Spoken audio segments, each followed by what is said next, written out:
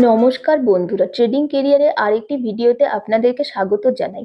আজ আমি একটি ট্রেড করেছি, চলুন ট্রেডের লজিক অ্যানালাইসিস করা যাক।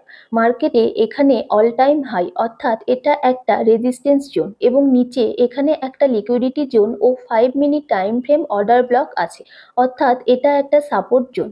মার্কেট রেজিস্ট্যান্স জোনে ওপেন হয়ে শার্প নিচে চলে আসে এবং আমি ওয়েট করতে থাকি। মার্কেট নিচে আসার সময় এখানে একটি অর্ডার ব্লক তৈরি করে। এরপর মার্কেট পুলব্যাক করে এই অর্ডার ব্লক থেকে রেজিস্ট্যান্স ফেস করে পড়তে শুরু করলে আমি পুট বাই করি। টার্গেট রাখি নিচে থাকা সাপোর্ট জোন পর্যন্ত। কিন্তু মার্কেট এখানেই আমাকে 100 টাকা প্রফিট দিয়ে দিলেও আমি ওয়েট করতে থাকি। এরপর প্রফিট কমতে শুরু করলে আমি প্রফিট বুক করে নিই। এই ট্রেডটিতে আমি 4 লট বাই করেছিলাম। বন্ধুরা, আপনারা অনেকেই জানেন আমি আগে মুভিং এভারেজ ইউজ করে ট্রেড করতাম। আজকে দেখুন আমি এখানে অর্ডার ব্লক ইউজ করে ট্রেড নিয়েছিলাম, কিন্তু আমি যদি চার্টে 50 মুভিং এভারেজ সেট করি তাহলে দেখুন এক্স্যাক্টলি একই জায়গাতে মুভিং এভারেজও ট্রেড দিয়েছে। আপনারা যারা ভালো করে অর্ডার ব্লক ড্র করতে পারছেন না তারা মুভিং এভারেজও ব্যবহার করতে পারেন।